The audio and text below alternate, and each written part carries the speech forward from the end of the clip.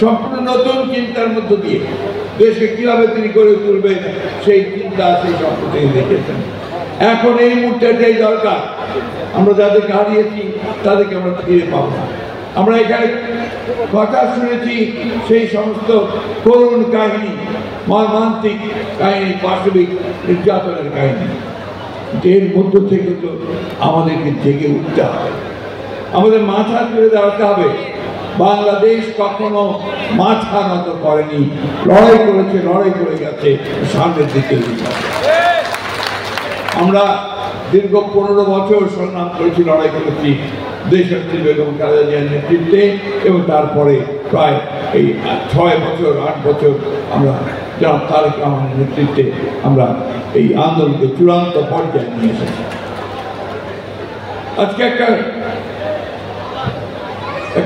একটা ষড়যন্ত্র চলছে, একটা চক্রান্ত চলছে যে দেশে আবার একটা অস্থিরতা সৃষ্টি করবা, দেশে একটা ষড়যন্ত্র তৈরি করবা যেন বাংলাদেশে গণতন্ত্রের ট্রানজিশন সঠিক মতো না হয়।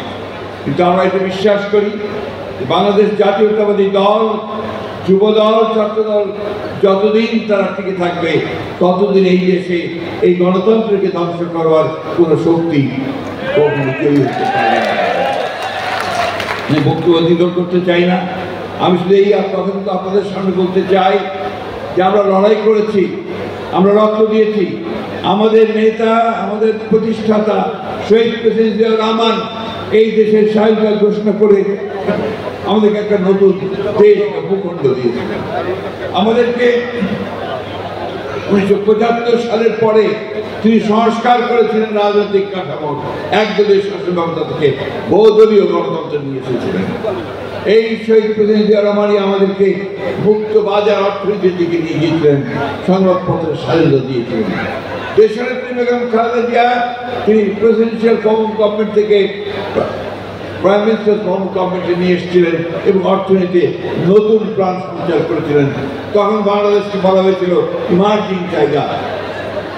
আমরা আজকে আবার এই দেশনেত্রী বেগম খালেদা জিয়ার নেতৃত্বেই সেদিন পার্লামেন্টে তত্ত্বাবধায়ক সরকারি বিধান সেদিন সন্নিবেশিত করা হয়েছিল। অর্থাৎ গণতন্ত্রের যতগুলো কাঠামো আছে সেই কাঠামোকে শক্ত ভিত্তিতে দাঁড় করানোর কাজটা বিএনপি করেছে।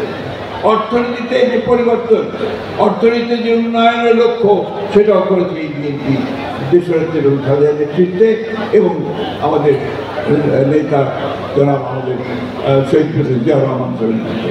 আমরা আশা করছি আমাদের নেতা তারেক রহমান সাহেব আমাদেরকে যে পথ দেখাচ্ছেন, যে কথাগুলো বলছেন অর্থনীতি সম্পর্কে, রাজনীতি সম্পর্কে, তিনি দেশের সামনে